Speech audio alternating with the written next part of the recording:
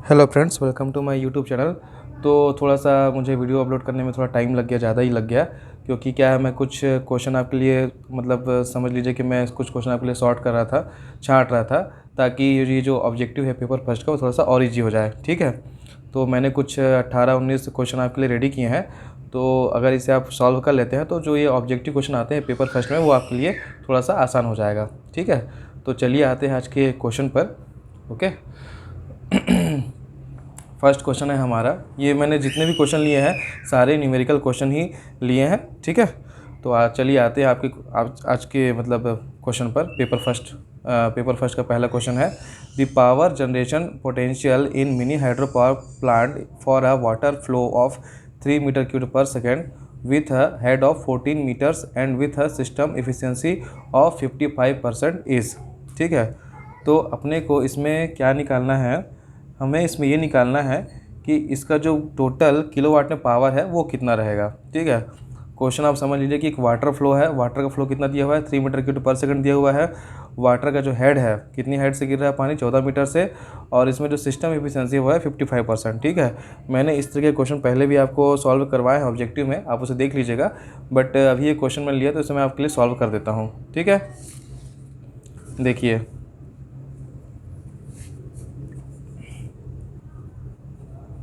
Solution first. ठीक है, तो हम क्या जानते हैं, पहले तो यहाँ पर आप ये देख लीजिए कि यहाँ पर जो फ्लो दिया है 3 मीटर क्यूब पर सेकंड का दिया है वाटर का। ठीक है, तो हम जानते हैं कि जो पावर क्या होता है, पावर क्या होता है, mgh/t होता है। ठीक है, यहाँ पर m/t यानी कि मीटर पर सेकंड में आपका जो है मास फ्लो रेट हो जाएगा और g/h हो जाएगा। ठीक है, तो यहाँ पर अपने को जो है डेंसिटी दिया हुआ वाटर का, तो हमें जो है इसको जो है m में कन्वर्ट करना है। ठीक है, तो m में कन्वर्ट करने के लिए क्या हो जाएगा, m इज इक्वल हो जाएगा डेंसिटी इंटू वॉल्यूम हो जाएगा। ठीक है, तो डेंसिटी कितना होता है पानी का, ये होता है 1000 इंटू जो वॉल्यूम है, वॉल्यूम कितना दिया है, 3 मीटर क्यूब पर सेकंड दिया हुआ है।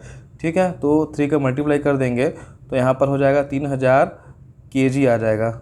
ओके, 3000 kg इसका जो है पानी का मास आ जाएगा। ओके, तो लेकिन यहाँ पर जो यूनिट है क्वेश्चन में वो क्या है, मीटर क्यूब पर सेकंड में है, तो यहाँ पर जो यूनिट आएगा मास फ्लो रेट का वो आ जाएगा केजी पर सेकंड में आ जाएगा। राइट, सिंपल सा लॉजिक है इसमें। ठीक है, तो अब इस फॉर्मूले में हम जो वैल्यू पुट करते हैं तो एम की वैल्यू कितना हो गया, 3000 हो गया, इंटू जो जी की वैल्यू 9.81 इंटू जो हाइट है वो कितना दिया हुआ है, 14 मीटर दिया हुआ है। ठीक है, 14। ठीक है, तो जब इसे सॉल्व करेंगे तो ये कुछ आएगा, सॉल्व करने पर 412020। ठीक है, ये इतना आएगा। ठीक है, तो अगर ये हो जाएगा वाट, ठीक है, अगर इसे हम किलोवाट में कन्वर्ट करते तो 1 2 3 412 किलोवाट हो जाएगा। ठीक है, लेकिन ये आपका फाइनल आंसर नहीं होगा, क्योंकि यहाँ पर एक दिया हुआ है सिस्टम एफिशिएंसी कितना है, 55% है। तो हम क्या जानते हैं, 100% एफिशिएंसी पे कितना किलोवाट जनरेट हो रहा है, 412 किलोवाट। तो 55% पे कितना हो जाएगा, 412 डिवाइड बाई 100 इंटू 55। जब इसे आप सॉल्व करेंगे तो ये आएगा करीब 226.6 किलोवाट, ये आपका आंसर हो जाएगा। ठीक है, तो इसमें जो पहला जो ऑप्शन है वो आपका जो है करेक्ट आंसर हो गया।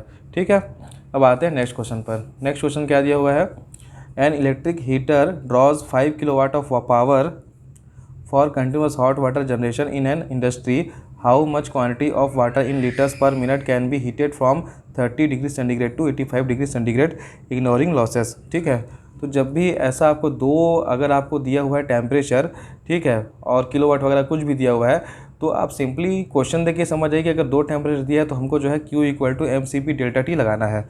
ठीक है, ये आपका समझ लीजिए, ये सीधा सा थंब रूल है। ठीक है, तो इसमें आते हैं इसके सॉल्यूशन पर। ठीक है, सॉल्यूशन 2। ठीक है, तो इसमें हीट सेपरेट क्या हो जाएगा, mCp डेल्टा टी हो जाएगा। ठीक है, यहाँ पर m की वैल्यू आपको क्या दिया हुआ है, अच्छा m की वैल्यू जो है हमें जो है फाइंड आउट करना है। ठीक है, how much quantity of water. ठीक है, तो m जो है अननोन हो गया। ठीक है, cp को मैं जो है 4.184 ले लूँगा। ठीक है, cp जब जूल में निकालेंगे तो 4.184 होता है पानी के लिए, और जब हम इसे कैलोरी में लेंगे तो पानी के लिए होता है 1। ठीक है, इंटू डेल्टा टी कितना है, 85 - 30 ओके 85 माइनस 30। और यहाँ पर जो हीट सप्लाई हो रहा है वो कितना हो रहा है, 5 किलोवाट का हीट सप्लाई हो रहा है। ठीक है, 5 किलोवाट का हीट सप्लाई हो रहा है, तो 5 किलोवाट है। 5 किलोवाट को मैं, क्योंकि यहाँ पर मैंने जूल लिया है, किलो जूल, तो ये जो किलोवाट है अगर मैं इसको कन्वर्ट करूँ यूनिट को तो किलो जूल पर सेकंड हो जाएगा। ठीक है, इतना आपको आप समझ में आ रहा होगा। ठीक है, 5 डिवाइड बाई, अब ये देखिए हमको जो मास फ्लो रेट है किस में निकालना है, quantity of water in litre पर मिनट में निकालना है। ठीक है, तो इसमें जो है निकालना है, तो इसके लिए हमें क्या करना पड़ेगा, इसके लिए हमें जो है 60 जो एक सेकंड होता है, सेकंड को मिनट में कन्वर्ट करने के लिए क्या करना पड़ेगा, 60 से मल्टीप्लाई करना पड़ेगा। तो ये 60 हो गया equal to m into 4.184 into ये हो जाएगा 5, 8 में से 3 गया 5। ठीक है, तो जब आप इसे सॉल्व करेंगे m को तो ये हो जाएगा 4.184 into 55 divide by 5 into 60, 5 into 60 हो जाएगा। ठीक है,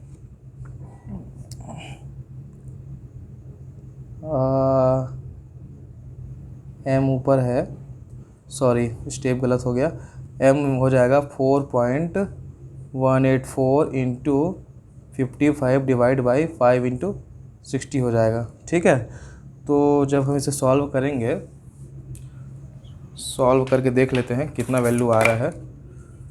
okay 4.184 into 55 divide by 5 into 60, ये आ रहा है, कितना आ रहा है,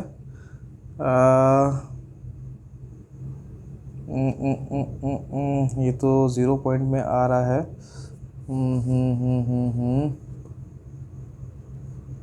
सॉरी, मैं थोड़ा मुझे लगता है मैं गलत हो गया हूँ यहाँ पर सॉल्व करने में, सॉरी।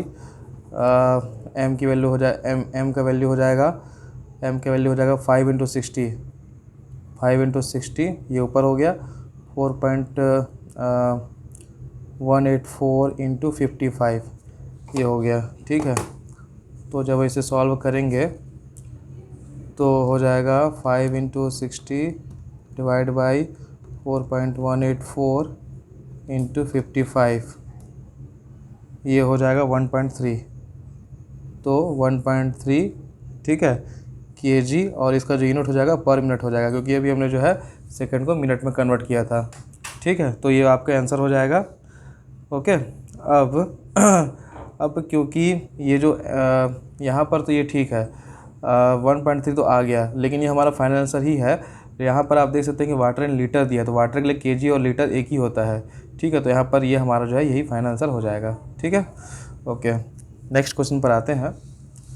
नेक्स्ट क्वेश्चन क्या दिया हुआ है, an electric heater consumes 1000 joules of energy in 5 seconds, its power rating is. ठीक है, तो यहीं पर मैं इसे सॉल्व कर देता हूँ। तो इसे हम ऐसे करेंगे कि इसका जो पावर मतलब क्या होता है, वाट क्या होता है, जूल पर सेकंड होता है। ठीक है, तो जूल कितने दिया, 1000 दिया है, और उसके बाद जो है सेकंड क्या है, 5 है। ठीक है, तो ये क्या हो जाएगा, 200 हो जाएगा, 200 वाट आंसर हो जाएगा। ठीक है, ये आपका आंसर हो गया। ओके नेक्स्ट आते हैं फोर्थ क्वेश्चन पे। A process electric heater is taking an hour to reach the desired temperature while operating at 440 volt, it will take blank दिया हुआ है, how hours to reach the same temperature if the supply voltage is reduce to 220 volt. तो इसमें जो है find out करना है कि क्या इसका जो है आंसर होगा। ठीक है, तो इसके लिए देखिए इसमें सिंपल सा अपने को फंडा ये लगाना पड़ेगा कि इसमें जो पावर कंज्यूम हो रहा है, ठीक है, इसमें जो क्वेश्चन क्या पूछा है आप समझ गए होंगे कि 1 घंटे में गर्म करते हैं।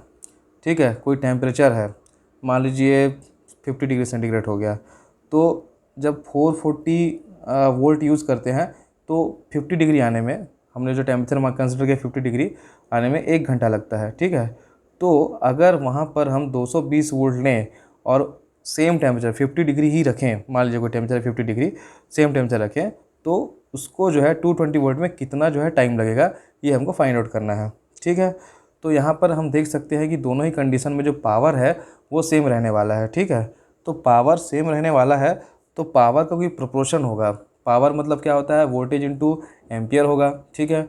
तो power equal to voltage into ampere तो होता है, बट यहाँ पर वोल्टेज जो है फ्लक्चुएट हो रहा है, तो वोल्टेज के प्रोपोर्शनल तो है बट वो फ्लक्चुएट हो रहा है।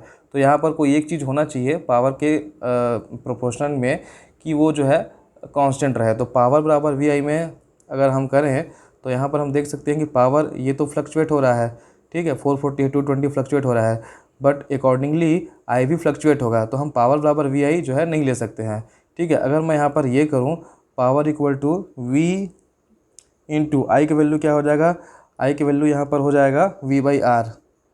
अगर मैं ऐसा रखता हूँ, क्यों, क्योंकि वी बराबर होता है आई आर, ठीक है। तो यहाँ पर आई की वैल्यू क्या हो जाएगी, आई की वैल्यू हो जाएगी वी बाई आर, इसलिए ये वाला जो वैल्यू हो जाएगा वी स्क्वायर बाई आर, ठीक है। तो यहाँ पर अब देखते हैं पावर प्रोपोर्शनल है वी स्क्वायर के, ठीक है, जो कि फ्लक्चुएट हो रहा है, बट जो आर है आर कभी भी कांस्टेंट ही रहेगा चाहे कोई भी वोल्टेज हो जाए, क्योंकि आर का मतलब क्या होता है, आर मतलब होता है रो एल बाई ए, और कोई भी जो इक्विपमेंट है उसका जो रेजिस्टेंस होगा वो लेंथ और एरिया के प्रोपोर्शन में होगा। तो लेंथ और एरिया ये तो कांस्टेंट रहने वाला है, ठीक है, और जो रो है यानी कि वो तो मेटेरियल के ऊपर डिपेंड करेगा जो कि कांस्टेंट रहेगा। इसीलिए हम जो है पावर बराबर वी आई ना लेकर के पावर इक्वल टू क्या ले लेंगे, वी स्क्वायर बाई आर ले लेंगे, कि पावर वी के अकॉर्डिंगली चेंज होगा, बट आर जो है इसके लिए जो है कांस्टेंट हो जाएगा, ठीक है। तो बहुत से लोग कन्फ्यूज हो सकते हैं कि पावर और वी आई तो ले सकते थे, लेकिन यहाँ पर वी भी बदल रहा है, आई भी बदल रहा है, बट इस टर्म्स में यहाँ पर वी बस बदल रहा है बट आर नहीं बदल रहा है। इसलिए हम जब लेंगे इस क्वेश्चन को सॉल्व करने के लिए तो पावर बराबर वी स्क्वायर बाई आर लेंगे, ठीक है, ओके। तो यहाँ पर सॉल्यूशन 4 हो जाता है power equal to V square by R. तो power P1 by just a minute, यहाँ पर एक चीज़ और दिया हुआ है, यहाँ पर पावर तो हमारा सेम है, ठीक है, बट यहाँ पर टाइम भी लिया हुआ है, ठीक है। तो पावर और टाइम में कुछ रिलेशन है क्या, पावर टाइम में कुछ रिलेशन हो सकता है, बट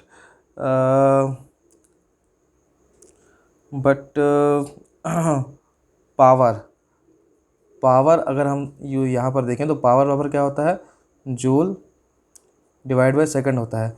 यानी कि हम कह सकते हैं पावर और टाइम में क्या रिलेशन है कि power proportional to inversely proportional है टाइम के, ये हम कह सकते हैं, ठीक है। तो रिलेशन हमें क्या मिल गया, कि ये जो टाइम है, अब पावर तो इसके जो है प्रोपोर्शनल था, बट पावर जो है टाइम के रिवर्स प्रोपोर्शनल में है। तो हम कह सकते हैं कि टाइम जो है 1 बाई वी स्क्वायर होगा, ठीक है। ये थोड़ा सा कॉन्सेप्चुअल है, ठीक है, ये होगा, ओके। तो यहाँ पर जो टाइम है T1 बाई T2, इसे मैं क्या लिख सकता हूँ, V2 का स्क्वायर डिवाइड बाई V1 का स्क्वायर लिख सकता हूँ, ठीक है, इन्वर्सली प्रोपोर्शनल, राइट। तो अकॉर्डिंगली क्या हो जाएगा, क्वेश्चन के अकॉर्डिंगली जो T1 है, मतलब जो पहला टाइम दिया है, क्या दिया हुआ है, 1 आवर दिया हुआ है, ठीक है, एन आवर। तो यहाँ पर T1 क्या हो जाएगा, 1 हो जाएगा, ठीक है। उसके बाद जो T2 है, हाउ मच आवर्स अपने को निकालना है, तो T2 अननोन है, तो यहाँ पर अननोन हो गया, ठीक है। वोल्टेज नंबर 2 मतलब सेकंड वोल्टेज क्या दिया हुआ है, 220 दिया हुआ है, ठीक है। तो हम सेकंड जो वोल्टेज है V2 का वैल्यू वो रखेंगे 220 इंटू 220 डिवाइड बाई जो V1 की वैल्यू क्या था, इनिशियली वोल्टेज 440, ठीक है। तो यहाँ पर हो जाएगा 440 इंटू 440, ठीक है। जब इसे सॉल्व करेंगे तो ये हो जाएगा 1/4, यानी कि जो T2 का वैल्यू है वो हो जाएगा 4 आवर्स। ये आपका आंसर हो जाएगा, ठीक है। तो ये 4 इसका जो है आंसर हो जाएगा। थोड़ा लेंदी है बट क्वेश्चन आया तो सॉल्व तो करना पड़ेगा, ठीक है, ओके। नेक्स्ट क्वेश्चन पे आते हैं। नेक्स्ट क्वेश्चन है हमारा in a manufacturing plant following data are gathered for a given month: production 1200 pieces, specific energy consumption 1000 kilowatt hour per piece, variable energy consumption 950 kilowatt hour per piece, the fixed energy consumption of the plant for the month is ये। तो ये तो मैंने पहले भी कराया है, तो इस क्वेश्चन को मैं स्किप करता हूँ, इसे आप मुझे यकीन है कि सॉल्व कर लेंगे, बट अगर आपको फिर भी इसमें दिक्कत होगा तो मुझे कमेंट करके बताइएगा, मैं आपको कमेंट में इसका आंसर जो है दे दूँगा, ठीक है, ओके, नेक्स्ट क्वेश्चन पे आते हैं। नेक्स्ट क्वेश्चन क्या दिया हुआ है, an oil fired boiler is retrofitted to fire coconut shell chips, boiler thermal efficiency drops from 82% to 70%, what will be the percentage change in energy consumption to generate the same output. यानी कि इसमें बोला गया है कि oil fired boiler है, उसमें जो है फायर कोकोनट शेल का जो है यूज़ हुआ है, तो उस केस में क्या हो रहा है, जो बॉयलर की जो थर्मल एफिशिएंसी है वो 82% से घट करके 70% हो गया है। तो याद रखिएगा, जब भी बॉयलर का एफिशिएंसी घटेगा तो क्या होगा, एनर्जी कंजम्पशन बढ़ेगा। मतलब बॉयलर का एफिशिएंसी घट रहा है तो एनर्जी कंजम्पशन जो है आपका बढ़ेगा। ठीक है, तो यहाँ पर बॉयलर का जो एफिशिएंसी कितना हुआ है, 82% से घट करके 70% हुआ है। What will be the percentage change in energy consumption, तो यहाँ पर एनर्जी कंजम्पशन जो है बढ़ेगा। ठीक है, okay. To generate the same output, यानी कि अगर सेम हीट जनरेट करना है जितना हमको करना था, तो उस कंडीशन में हमको कितना एनर्जी कंजम्पशन जो है बढ़ जाएगा, वो फाइंड आउट करना है। तो ऐसे क्वेश्चन को आप ऑप्शन देख के भी बता सकते हैं कि एनर्जी कंजम्पशन जो है बढ़ेगा। तो अगर कहीं पर लिखा है एनर्जी कंजम्पशन बढ़ रहा है, ठीक है, जैसे कि इसमें लिखा है इंक्रीज़ इंक्रीज़ इंक्रीज़, तो इसका मतलब ये है कि इंक्रीज़ वाले ही होंगे। बट क्योंकि यहाँ पर ऑप्शन में 3 इंक्रीज़ दिया है तो आप फाइंड आउट नहीं कर पाएंगे कि कौन सा वाला जो है सही आंसर है। ठीक है, लेकिन अगर कहीं रहता डिक्रीज़, नन ऑफ दी वो, इंक्रीज़, ऐसा रहता तो जो इंक्रीज़ वाला होता वही इसका जो है सही ऑप्शन होता है। ठीक है, तो ऐसे भी आप जज करके फाइंड आउट कर सकते हैं।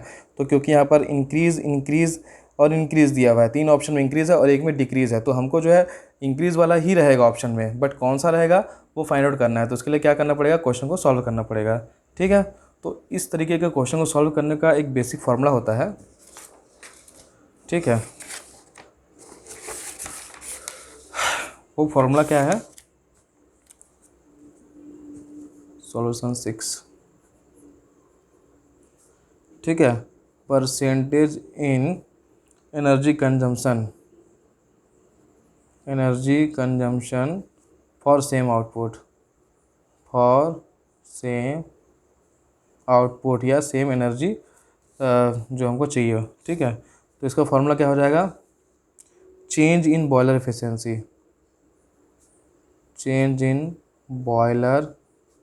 एफिशिएंसी,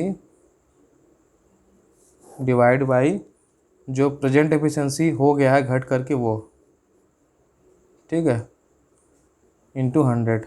ठीक है, तो कितना था पहले बॉयलर की एफिशिएंसी, 82% से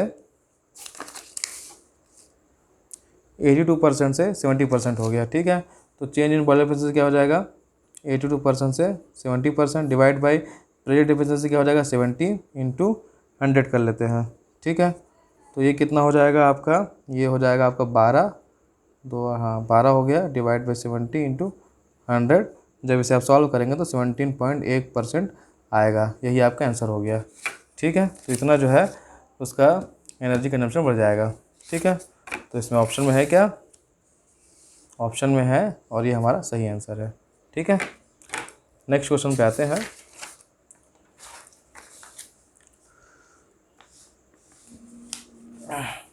नेक्स्ट क्वेश्चन है कि 2000 kilo joule 2000 kilo joule of heat is supplied to 500 kilogram of ice at 0 degree centigrade if the latent heat of fusion of ice is 335 kilo joule per KG, then the amount of ice in kilogram melted will be. मतलब क्या है कि 500 kilogram का एक ice है, ठीक है, 500 kilogram का एक आइस हो गया, आइस क्यूब हो गया। ठीक है, इसे जो है हम जो एनर्जी दे रहे हैं, 2000 किलो जूल का एनर्जी दे रहे हैं। ठीक है, तो 2000 किलो जूल का एनर्जी दे रहे हैं, तो और ये इसका जो टेम्परेचर है तो जाहिर सी बात है बर्फ़ है तो 0 डिग्री सेंटीग्रेड रहेगा। तो जब इसको दे रहे हैं तो इसका जो है कितना हिस्सा मेल्ट होगा ये फाइंड आउट करना है।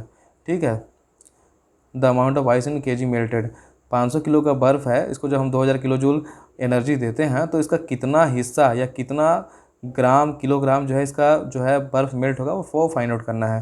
तो मैंने आपको बताया है, क्योंकि यहाँ पर फेज चेंज हो रहा है तो यहाँ पर mCp डेल्टा टी नहीं लगेगा, mCp डेल्टा टी वहीं लगता है जहाँ पर टेम्परेचर डिफरेंस होता है। यहाँ पर क्योंकि ये बर्फ़ है, बर्फ़ से पानी बदल रहा है, मेल्ट होगा लिखा है मतलब बर्फ़ से पानी बदल रहा है, मतलब फेज चेंज हो रहा है, यानी कि यहाँ पर जो फार्मूला लगेगा वो लगेगा m इंटू एल लगेगा, यानी कि mass of the ice, L मतलब होता है लेटेंट हीट। ठीक है, तो मास कितना है, 500 मास कितना है आपके बर्फ़ का वो फाइंड आउट करना है, वो फाइंड आउट करना है। तो या m अननोन हो जाएगा। ठीक है, एल कितना है 335। ठीक है, और क्यू हम कितना दे रहे हैं एनर्जी 2000। ठीक है, 2000 किलो जूल दे रहे हैं। तो एम की वैल्यू क्या हो जाएगा,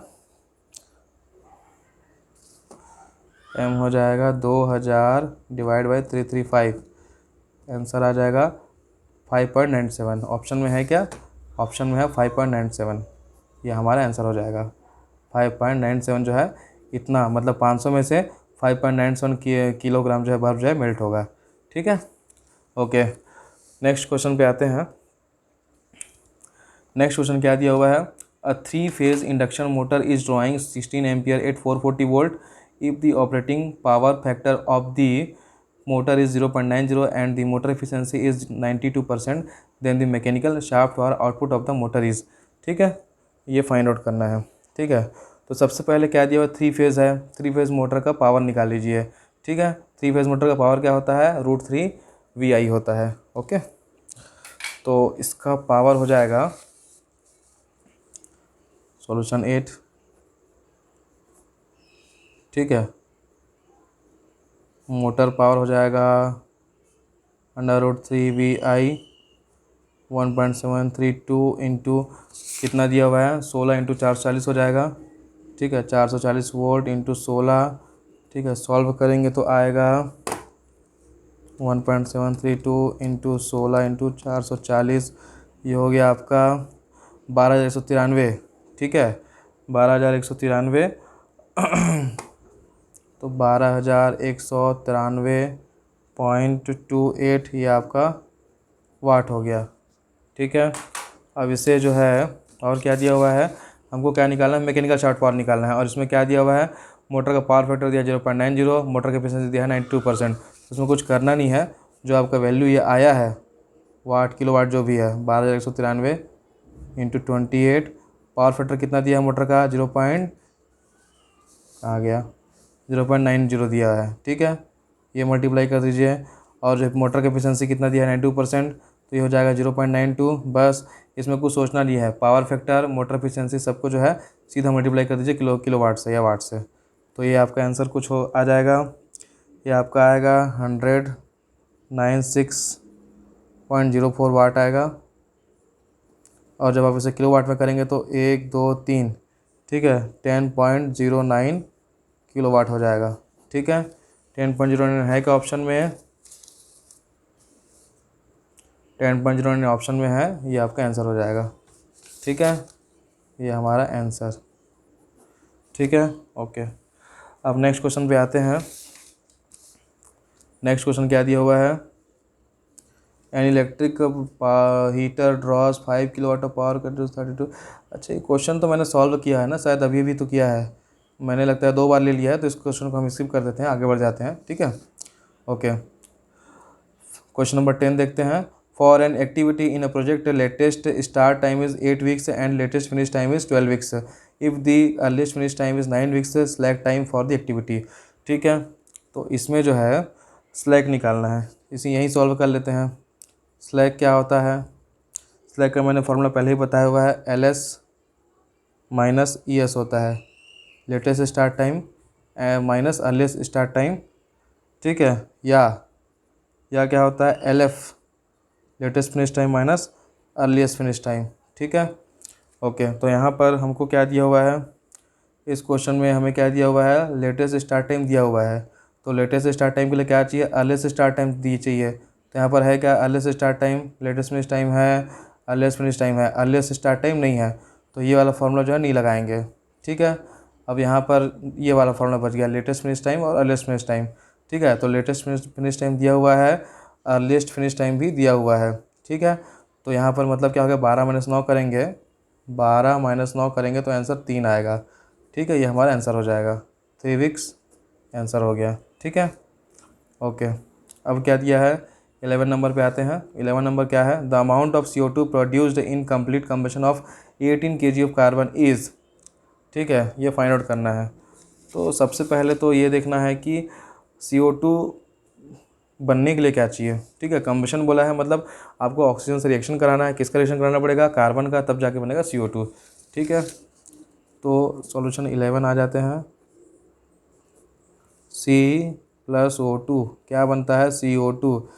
ठीक है, अच्छा, कार्बन का मॉलिक्यूलर वेट कितना होता है, 12, ऑक्सीजन का कितना होता है 16, तो 16 दूनी 32 हो जाएगा, और ये आपका हो जाएगा 44। ठीक है, तो चूँकि 12 kg ऑफ कार्बन बनने के लिए कितना चाहिए ऑक्सीजन, उसके लिए चाहिए ऑक्सीजन कितना चाहिए 32 किलो चाहिए।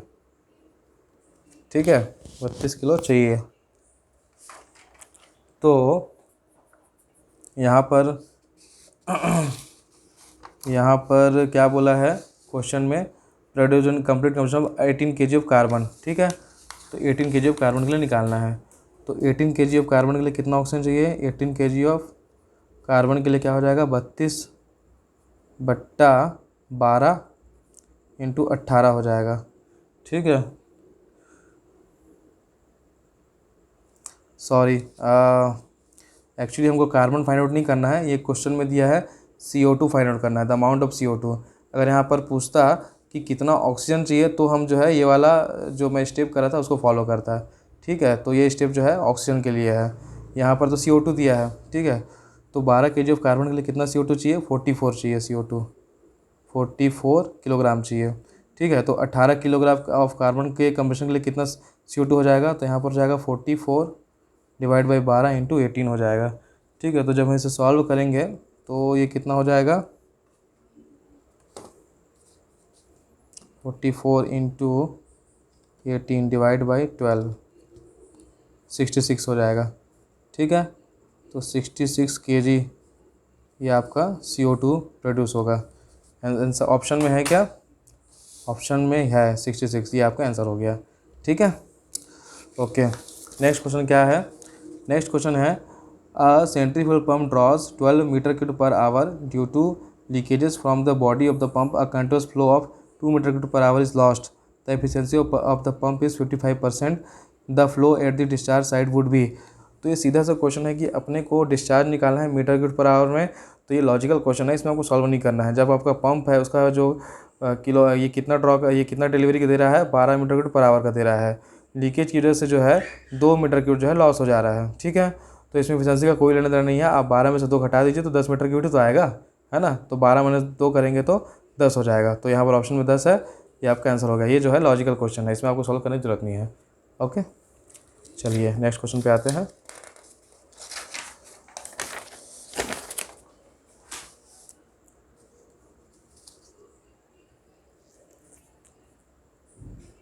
ठीक है, नेक्स्ट क्वेश्चन क्या है,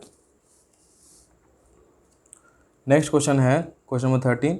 in a DG set the generator is consuming 400 liters per hour diesel oil. If the specific fuel consumption of this DG set in 0.30 liter per kilowatt hour at that load, then what is the KVA? ठीक है, loading of the set at 0.6 power factor. ठीक है, तो बहुत ही simple question है। तो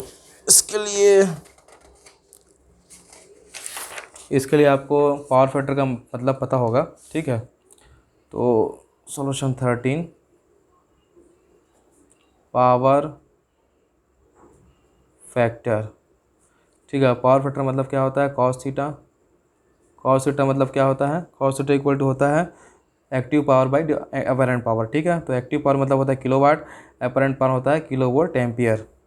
ठीक है, यह इसका फॉर्मूला होता है। ठीक है, तो यहाँ पर किलोवाट क्या दिया हुआ है। ठीक है, किलोवाट क्या दिया हुआ है, किलोवाट यहाँ पर दिया नहीं है, बट यहाँ पर हम देख सकते हैं किलोवाट आवर है। तो अगर मैं 400 में, ये लीटर है और ये लीटर पर किलोवाट आवर है, तो अगर मैं ये जो लीटर को ये लीटर पर किलोवाट आवर से मैं डिवाइड कर दूँ, मतलब लीटर लीटर कैंसिल हो जाएगा, तो क्या बचेगा, किलोवाट आवर बचेगा। ठीक है, तो मुझे मेरा जो किलोवाट है यहाँ से मिल जाएगा।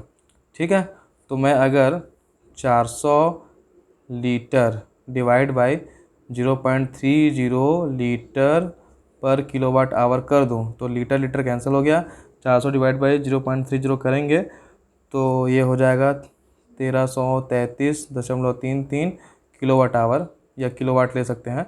ठीक है, ये हमारा किलोवाट आ गया। ठीक है, ओके। अब अपने को क्या निकालना है, केवीए निकालना है। क्वेश्चन में केवीए पूछा हुआ है और यहाँ पर जो पावर फैक्टर है 0.6 दिया हुआ है, कॉस थीटा 0.6 दिया हुआ है।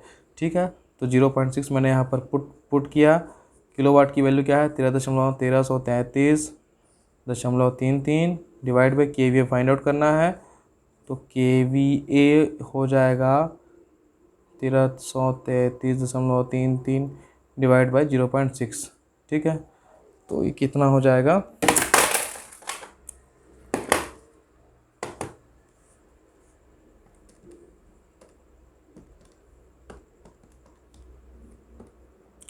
ये हो जाएगा 2222.2, ये आपका केवी आ जाएगा, ठीक है। ऑप्शन में है क्या, 2222 है, मतलब ऑप्शन बी हो गया आंसर, ठीक है। तो ऐसे ऐसे सॉल्व करते हैं, ओके। अब नेक्स्ट क्वेश्चन क्या है, नेक्स्ट क्वेश्चन है in a drying process moisture is reduce from 60% to 30%, initial weight of the material is 200 kilogram, calculate the weight of the product, ठीक है।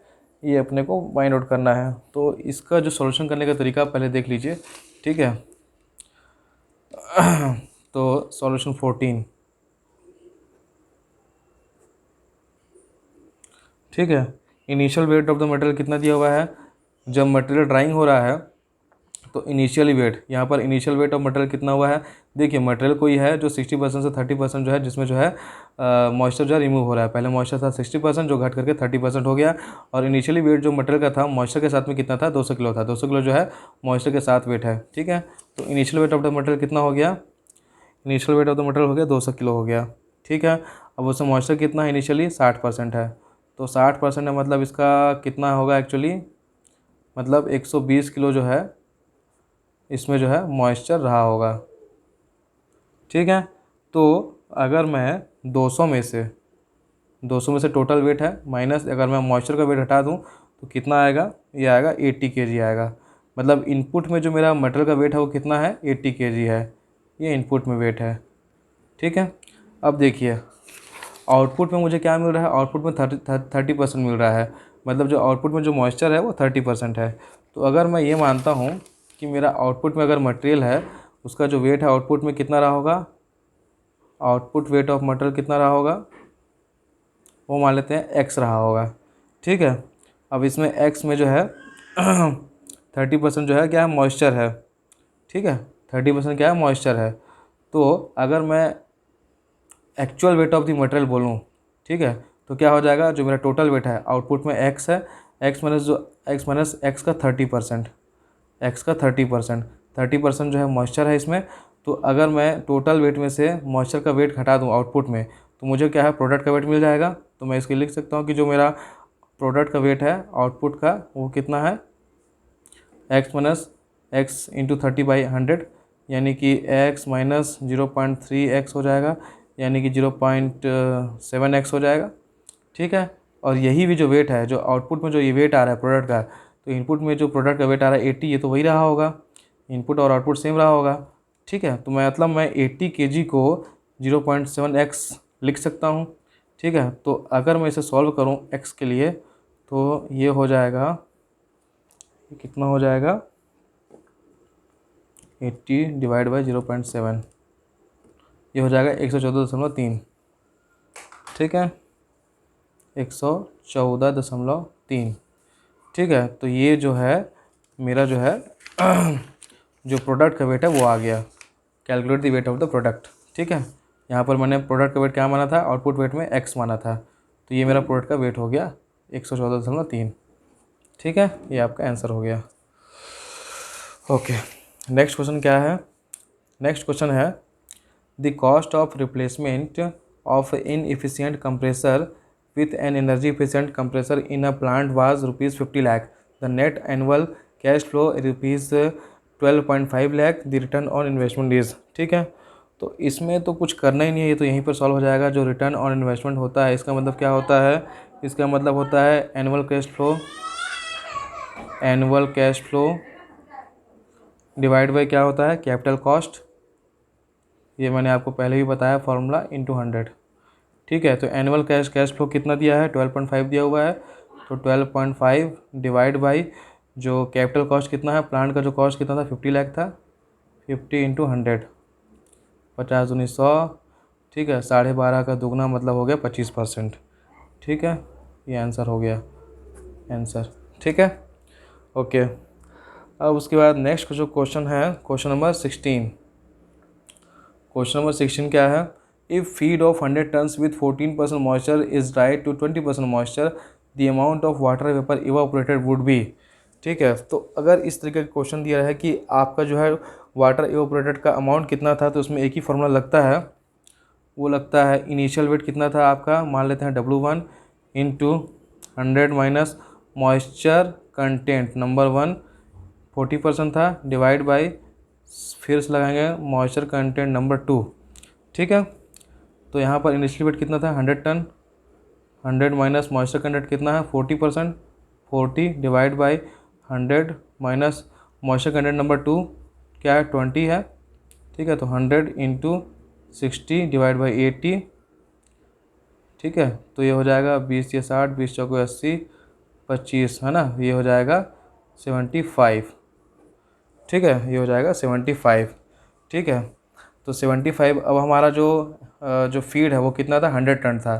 तो 100 टन में अगर मैं 100 टन में से जो ये 75 है इससे जो मैं माइनस कर दूं तो ये आ जाएगा 25। जो 25 है ये हमारा जो है टोटल वाटर इवापोरेट हुआ है, ये वो वेट होगा। तो यहाँ पर ऑप्शन में है क्या 25? नहीं है, आई थिंक ऑप्शन गलत है, ये जो होगा ना ये 25 होना चाहिए मेरे ख्याल से।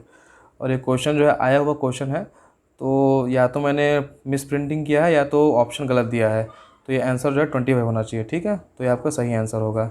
ठीक है, 25। तो ऐसे क्वेश्चन को जब पूछता है कितना वाटर इवापोरेट हुआ है तो ये फार्मूला आप लगा दीजिए और उसे सॉल्व कर लीजिए। ठीक है, ओके, चलिए आते हैं नेक्स्ट क्वेश्चन पे। नेक्स्ट क्वेश्चन क्या है, if air consist of 77% by weight of nitrogen and 23% by weight of oxygen, the mean molecular weight of air is.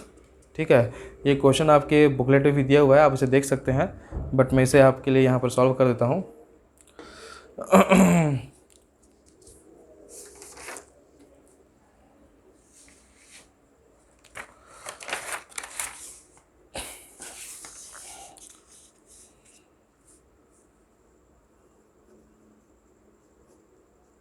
देखिए, सपोज़ कि जो एयर का जो टोटल हम जो है वेट ले रहे हैं, एयर का जो वेट है इन्वायरमेंट एयर का, वो मान लीजिए मैं ले रहा हूँ 100 kg। ठीक है, 100 kg ले रहा हूँ, तो अगर उसमें वेट ऑफ द एयर कितना होता है, wait of the air, wait of the nitrogen N2 कितना दिया है 77 हो जाएगा। क्वेश्चन में दिया है ना 77%। ठीक है, क्वेश्चन में 77% दिया है, मतलब परसेंट मतलब 100, तो मैं एयर का टोटल वेट ले लिया, तो 77 kg क्या हो जाएगा नाइट्रोजन का वेट हो जाएगा। ठीक है, और ऑक्सीजन का वेट कितना हो जाएगा 23 हो जाएगा। ठीक है, तो वेट ऑफ द ऑक्सीजन कितना हो जाएगा 23 हो जाएगा। ठीक है, तो यहाँ पर यहाँ पर अगर मैं मोल्स निकालूं, क्योंकि यहाँ पर पूछा है मीन मॉलिक्यूलर वेट पूछा है, तो वेट तभी निकलेगा जब मुझे मोल्स पता होंगे। ठीक है, तो मोल्स अगर मैं निकाल लूँ नाइट्रोजन का तो कितना हो जाएगा, दोनों का मुझे निकालना पड़ेगा, ऑक्सीजन का और नाइट्रोजन का। तो पहले मैं नाइट्रोजन का मोल्स निकाल लेता हूँ। तो number of moles for nitrogen, ठीक है, कितना हो जाएगा, मोल का फॉर्मूला क्या होता है, द्रव्यमान बटे आणविक द्रव्यमान या वेट बाई मॉलिक्यूलर वेट। ठीक है, वेट बाई मॉलिक्यूलर वेट। ठीक है, तो ये कितना है, वेट कितना है 77 है। अब मॉलिक्यूलर वेट कितना होता है, मॉलिक्यूलर वेट हो जाएगा आपका 28, 14 होता है, तो 14 दूनी 28 नाइट्रोजन का। ठीक है, तो जब इसे आप सॉल्व करेंगे तो ये आएगा 2.75 ये नंबर ऑफ मोल्स हो गया नाइट्रोजन के लिए। ठीक है, अब सेम हम ऑक्सीजन के लिए निकालेंगे, number of moles for oxygen, ये कितना हो जाएगा, वेट कितना है 23 डिवाइड बाई 16 दूनी 32 मॉलिक्यूलर वेट, ये कितना हो जाएगा आपका 0.72। ठीक है, अब इस दोनों को जोड़ देंगे, क्योंकि एयर में ये दोनों हैं तो दोनों को जोड़ देंगे।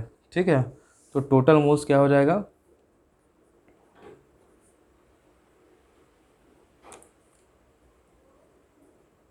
Seven to. ठीक है, ये हो जाएगा 3.47 मोल्स हो गया, राइट। ठीक है, तो मॉलिक्यूलर वेट ऑफ एयर क्या हो जाएगा, क्योंकि हम एयर के लिए निकाल रहे हैं ना। ठीक है, तो मॉलिक्यूलर वेट ऑफ एयर, ठीक है, यही हमको फाइंड आउट करना था, वेट ऑफ एयर। ठीक है, तो ये क्या हो जाएगा इसका फॉर्मूला हो जाएगा wait of the air divide by number of moles. तो वेट ऑफ द एयर हमने कितना लिया था, 100 लिया था, 100 divide by number of mole कितना आया है, 3.47। जब इसे आप सॉल्व करेंगे तो ये आ जाएगा 28.8। यही आपका मीन मॉलिक्यूलर वेट हो जाएगा एयर का। ठीक है, ये आपका आंसर हो गया। ओके, ये 28.92। अब जो है क्या बोलते हैं, आपका 18 है। ठीक है, question number 18, assume project A has an IRR of 85% and NPV of ₹15,000 and project B has an IRR of 25% and NPV of 20,000। Which project would you implement first if financing is available and project technical life is the same. ठीक है, तो यहाँ पर आपको NPV value देखना है कि कौन सा जो प्रोजेक्ट है वो सही रहेगा। ठीक है, तो यहाँ पर हम देख सकते हैं जो प्रोजेक्ट ए के लिए जो NPV वैल्यू कितना दिया हुआ है, 15,000 है। और प्रोजेक्ट बी के लिए NPV वैल्यू कितना दिया हुआ है, 20,000 दिया हुआ है।